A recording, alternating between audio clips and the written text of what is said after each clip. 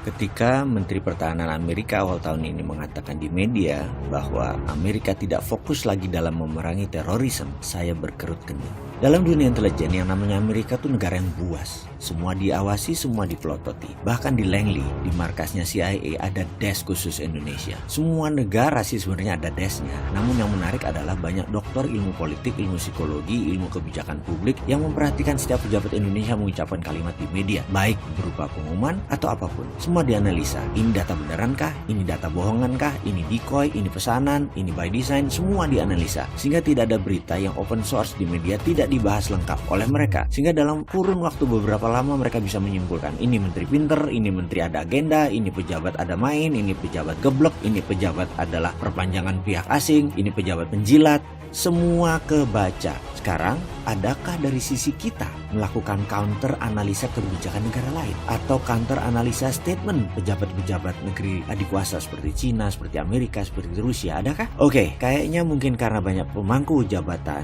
yang kurang paham geopolitik, jadi lupa mengurus hal beginian. Counter analisa kebijakan negara lain. Atau mungkin karena banyak pejabat belum ikut Lemhanas, jadi urusan bela negara begini nggak terlalu dipikirkan. Kurang nyandak. Jadi ya sudah, biar saya yang sontoloyo ini saja yang parno. Saya berkerut kening atas pernyataan Menhan Amerika tadi. Dan biarlah saya sendirian yang nanggung parno. Berat loh sebenarnya nanggung parno itu. Lebih berat dari nanggung rindunya Dilan. Sekali lagi, saya hanya kurius. Mengapa dia mengatakan Amerika tidak fokus di masalah terorisme? Dalam kalimat itu, maknanya apa ya? Saya coba menelaah. Menhan mengucapkan kata-katanya begini. US no longer focus on terrorism. Lama saya menganalisa dan merenung lalu saya menangkap sesuatu. Klik, seakan-akan ada suara di kepala saya. Amerika tidak lagi perang melawan teroris. Bukan. Kalimatnya artinya begini, Amerika tidak lagi pakai instrumen terorisme di dalam menegakkan hegemoni militernya sebagai polisi dunia. Itu arti kata-kata Menhan Amerika yang sebenarnya. Saya baru paham sekarang. Ini artinya mereka sekarang menggunakan apa ya? Konfrontasi perang terbuka kah? Perang cyber kah? Perang informasi kah? Perang biologi kah? Perang dagang kah? Perang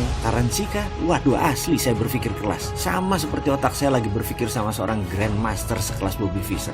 Asli saya berpikir kelas. Lalu saya memperhatikan kalimat berikutnya. Amerika fokus pada growing threat China and Rusia. Nah, ini dia kuncinya. Ini rasanya kuncinya. Timur Tengah, Cina, dan Rusia itu 3 front perang. Biasa Amerika tuh perang 1-2 front. Sekarang main terbuka di 3 front. Apa akibatnya? Dalam 1 tahun, $400 billion belanja peralatan perang oleh negara teluk dan senjata dibeli oleh negara Indo-Pasifik, Korsel, dan Jepang. 400 billion. Walah, dagang alat perang tuh si Amerika ini. Rupanya, mereka memutar roda ekonomi Amerika dengan menciptakan kegentingan. Kurang ajar bener deh si kabinet Trump ini. Walau ujung-ujungnya nggak perang fisik beneran, tapi instabilitas itu bisnis buat Amerika. Sekarang Amerika menyatakan Cina dan Rusia adalah national threat. Ini bagi saya pernyataan serius sekali. 2 negara yang disebut adalah ancaman, dan ancaman tersebut adalah warfare. Artinya siap-siap perang. Apa kira-kira langkah selanjutnya bagi Amerika? Paling nomor 1 adalah memastikan siapa lawan, siapa kawan. Siapa bersama Amerika, siapa bersama Rusia. Saya sih nggak mau sebut siapa negara yang mepet Cina. Serem saya. Dalam National Defense Council, sebagai catatan sebentar ya, departemen ini nggak ada di Indonesia. Amerika menyatakan bahwa mereka segera akan membangun otot industri militer, lalu membangun instabilitas dunia, lalu membangun kepanikan dan kecemasan,